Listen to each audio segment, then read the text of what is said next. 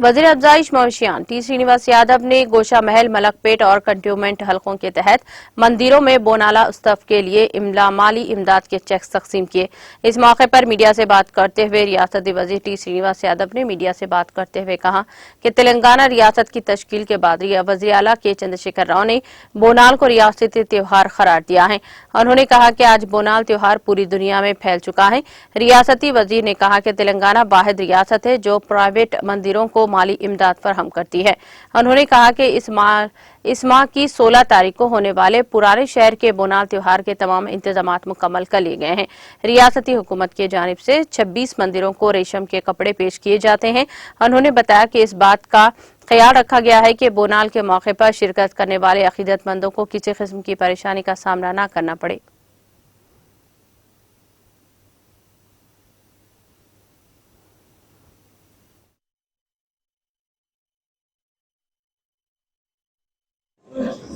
ఆషాఢ మాసం ప్రారంభమైంది. గోల్కొండ జగదాంబ అమ్మవారి నుంచి ప్రారంభమైనటువంటి జాతర ఇంకా మొన్న సికింద్రాబాద్ నుంచి మార్గాలి దేవస్థానం,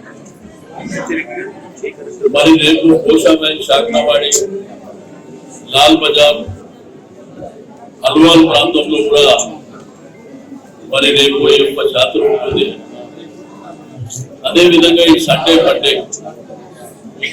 ఇక్కడ గోషామహల్ కాన్స్టిట్యున్సీ తో పాటు హైదరాబాద్ ఉమ్మడి దేవాలయాలు కానివ్వండి, కార్వాన్ కానివ్వండి, యాకపుర, మలక్పేట్, ఇంద్రకుంట, మౌదూర్పుర, అమీర్పేట్, ముషిరాబాద్, మల్కాజిగిరితో పాటు గ్రేటర్ హైదరాబాద్ అంతా ఆకారి జాతర ఉంటుంది. కాబట్టి మీకు అందరికీ తెలుసు, ఒక విశిష్ట కలిగినటువంటి మార్గాలి జాతర ఉత్సవాలు మన దేశంలోనే తెలంగాణ రాష్ట్రంలో ప్రత్యేకించి హైదరాబాద్ సిటీలో చాలా బ్రహ్మాండంగా అంగరంగ వైభవంగా జరుగుతాయి.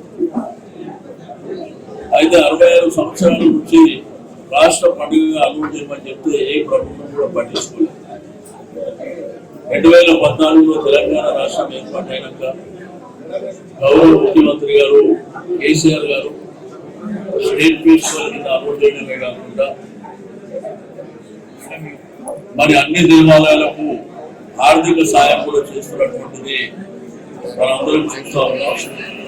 కాబట్టి ప్రజలు, భక్తులు అందరూ కూడా సంతోషంగా పండుగ చేసుకోవాలి.